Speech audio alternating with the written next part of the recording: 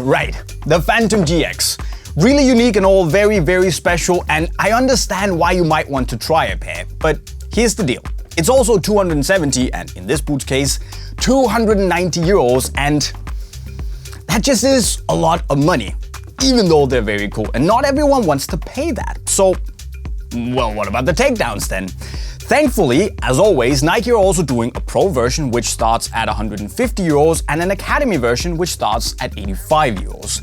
And I figured that today I'd just sit down and talk you through what you're getting and also not getting in the different price points to hopefully help you decide which one of these you should buy in the link to Unisport right up there. Shameless plug. So let's get to it. So, as always, the best and most expensive version of the Phantom GX line is called the Elite version. It's also where Nike have spent the most time and money on innovation, and unless you've been living under some sort of football boot rock for the last couple of months, well, you'll know by now that the big innovation on the GX is called GripKnit. Basically, it's this blue material on the forefoot, in this colorway at least, which is made up out of two types of yarn. The first yarn is this individually coated yarn that's very, very sticky, almost like spider web. And then it's mixed with an uncoated high tenacity yarn to give you this very nice balance of having grip, but not having too much grip, so you end up sticking on the ball and falling over. Because you don't want that either. And while GripKnit does a lot of different things, it is, amongst other things, extremely stupidly soft and a little bit stretchy. But the main purpose is to give you a higher level of grip and basically a heightened sensation of control when you're on the ball, in both wet and dry conditions. If you don't have ACC, GripKnit is water repellent and that's all you need. Now, of course, the GX Elite also has this Flyknit color, comes in both a high and a low version. And on the high DF version, you also have this Flyknit lace cover that tucks away the laces underneath to give you a totally clean striking surface. It also means, however, that tying your laces might as well be the plot in the next Mission Impossible film, but that's kind of besides the point. But Nike have also spent a lot of time on the fit and the comfort in the Phantom GX in order to basically make it as free and accommodating as possible. And when you get it on, I'd say the best way to describe it is basically this freedom of having a knitted sock on. It's just so soft and so accommodating. And one of the reasons for that is that Nike have taken what they call their promo heel counter, basically a normal heel counter, but with the middle part cut out, meaning that there's nothing here, leading to basically a non-existent break-in process. It's also a relatively wide-fitting football boot, accommodating to most foot shapes, and again, this upper just stretches and takes to the shape of your foot immediately. And to add to this agile freedom, you have a really flexible forefoot and actually also a somewhat flexible midfoot. You can bend it a lot, and some people will like it, some won't. But the fit in itself, the level of comfort is phenomenal. So yes, the Elite models are quite expensive, but also you won't find anything else like it out there on the market. But the fact that GripKnit is so awesome might also pose a little bit of a positive challenge for the rest of the Phantom GX range, because on the Pro model, which starts at 150 euros for the low model and 160 for the high top model, you, how to break it to you nicely, well, you don't get GripKnit. And I know that the G and GX stands for GripKnit, but you don't get it on the Pro. And the thing is that typically the Nike Pro models have followed the recipe, by and large, of giving you the same blueprint, the same construction method of the Elite model, but just executed with cheaper materials to keep the price down. But the challenge is that you can't really make a cheaper variation of GripKnit that still functions and feels like it does on the Elite model. So what do? I mean, Nike, I guess, have decided to go with what they feel is the next best thing, which is this engineered mesh, which has a thin silicone coating on top of it that Nike have called Nike Skin. Just like they've called a gazillion other upper materials through the history of Nike football. But to be fair to this material, it is very, very soft. But it's not grippy.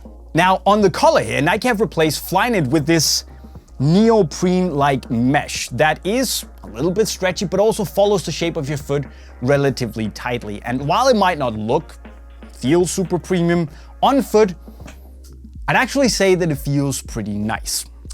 There's also a little bit of foam in the heel. It's a little bit thicker, but also feels more plush than on the Elite, so that's a nice little thing.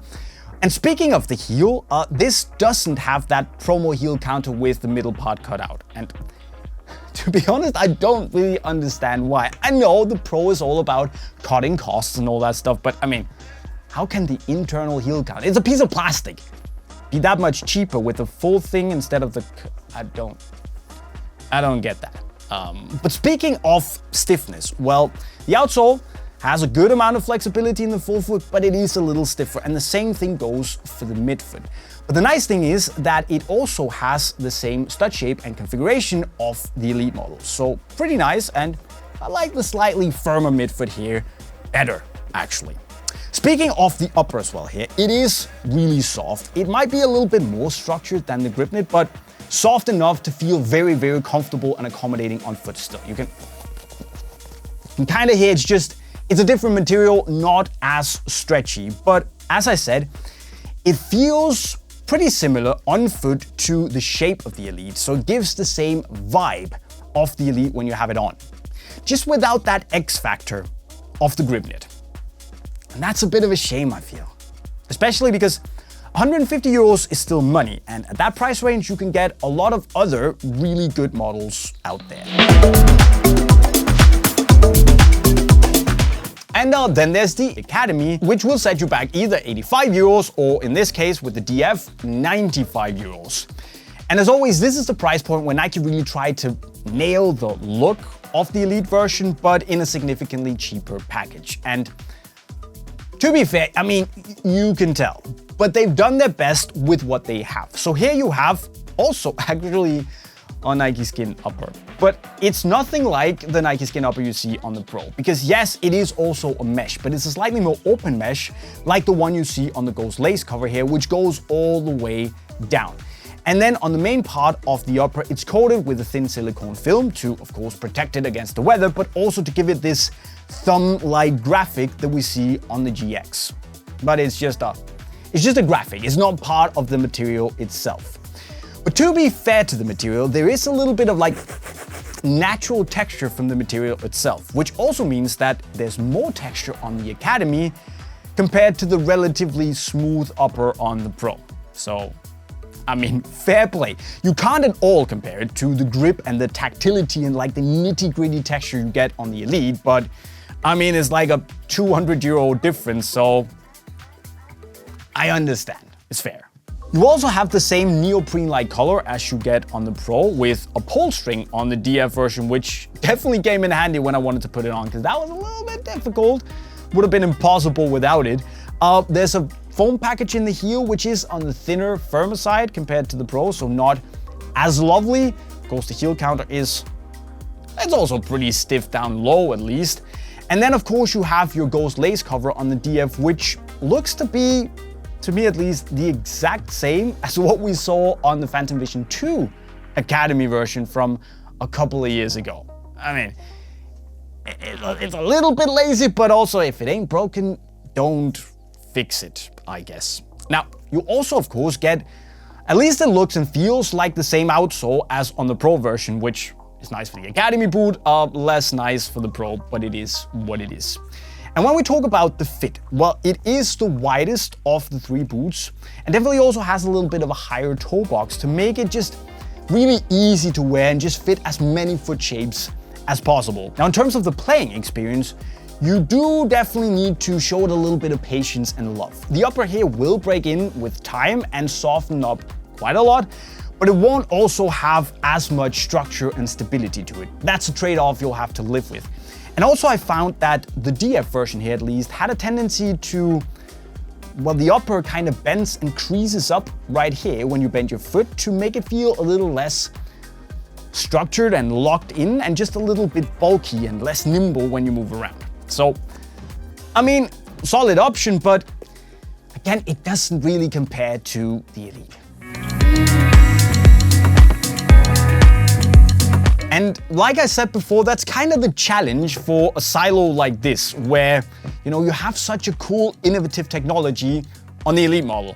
It's just really hard to replicate on the Pro and the Academy. And it also means that while the Pros especially are actually relatively solid boots that feel pretty good when you're out playing, for me it just lacks that little bit of connection to the Elite price points and everything that it does so well, especially when you compare it to the connection that the Mercurial and Tiempo ranges have from the Elites to the Pros. So that is what it is, and it also means that my conclusion for this is that if you really find the Phantom GX appealing, if you find GripKnit appealing, well, if you can in any way, try to go for the Elite models, because that is where the true X factor, that true wow experience lies. So I know not everyone can, and again, the Pros are not bad boots, but just, yeah. Elite is where it's really, really at this time for this silo. But guys, what do you think? And would you wear any of them? Let me know as always in the comment section right down below. Remember that you can buy all of the boots in the link to Unisport right over there. Of course, if you haven't subscribed to the channel yet with the notifications on, well, do that please. Join one of the biggest and best families here on YouTube. And if you like learning new skills and improving as a footballer, well, the playlist is right down there and it's pretty awesome. So go check that out. And with those words, I'll be signing off. Cheerio.